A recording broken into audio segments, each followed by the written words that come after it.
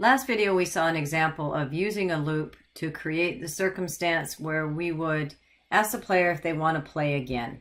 So let's run through that example. Let us do, we're going to create a variable called play again.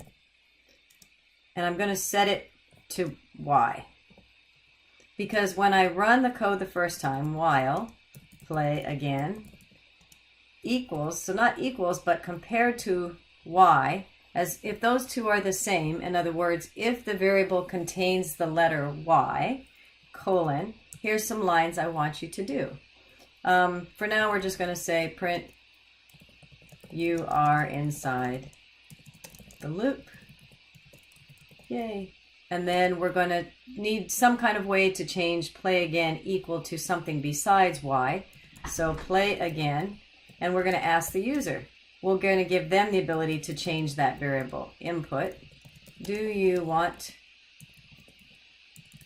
to play again?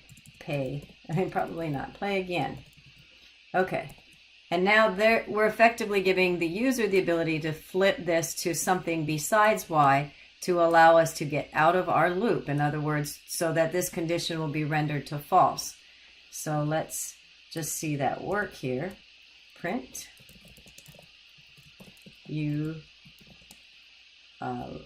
Let's do thank you for playing our game.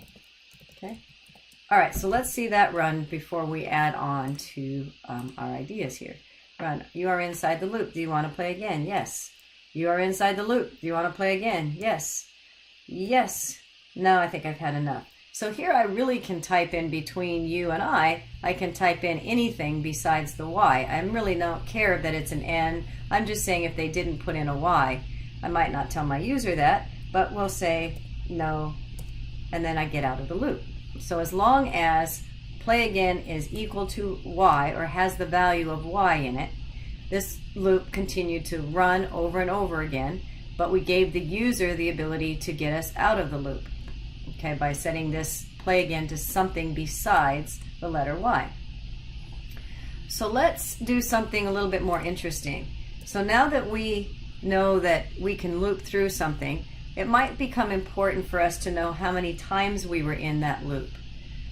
So let's say, for brevity, I'm just going to put how many. And what I'm going to use this variable for is to keep track of how many times, or how many iterations is the word we use, how many iterations of the loop were run, how many times was I inside the loop. And so what I'll do here is set how many. I'm going to do, well, let's see, I'll make this easy for them, or longer for the short run, equals how many plus 1. So I'm incrementing this variable by 1 every time I'm inside the loop. So that'll effectively keep track of how many times I was there. So print how many, oops, I need that variable, print how many. I'll put something a little bit more. You were here, how many iterations? Or how many times were you in that particular loop? So let's give it a try and see. So I'm going to run it. Do I want to play again? So I was in there once. Do I want to play again? Twice. Let's say no. Okay, so why did I get 3? Well, because I really was in there 3 times. The third time I was in there, I put no. Once n was entered, I was still in here. It still did the incrementing, but then when it came to play again, this was no longer y, so it exited the loop. So I was in there 3 times. I really only wanted, you get the idea. I was in there 3 iterations. Okay, so now we're doing a little bit more useful information, and we're keeping track of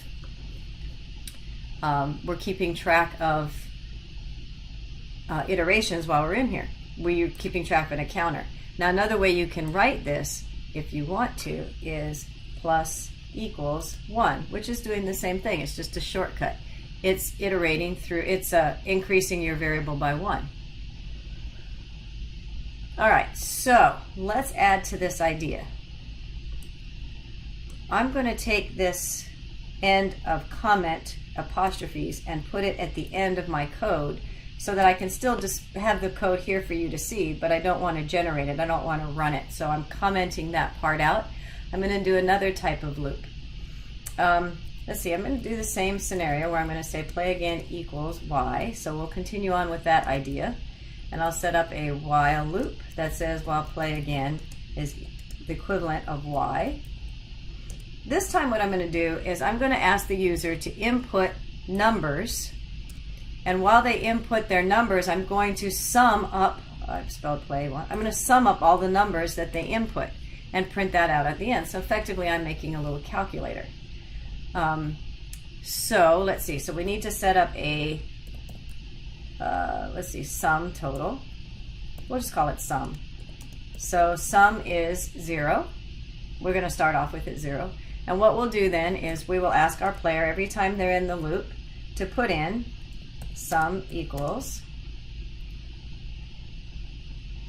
let's see, we'll ask, let's not do that, we'll ask for their number, user number equals 0. So we'll use 2. So we'll use user number to take in the number that they're going to give us, and then we'll add that to sum to keep a running total. User num equals, let's see, remember we have to convert, those start on the inside out. Input, enter in a number, okay? And then remember this comes in as a string, so we need to convert that to an int, to an integer.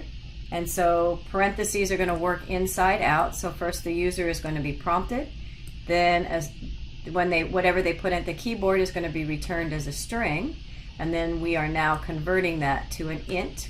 So needs to be an int because we can't add strings. We want to add these as numbers so we get our sum total. And then sum equals whatever was in sum plus whatever the user number entered.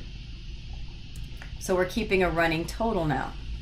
And so now we have to give our user the ability to get out of our loop. Play again equals input, want to play again, or enter in another number. Okay? And so if they put y, they'll be able to put in another number, and we will keep adding that number together. And then once they're done, we're going to want to print your sum is, and then we'll put sum. Okay, so let's see if that works. Let's run it. Let's put numbers that's easy for me to remember. We enter 5.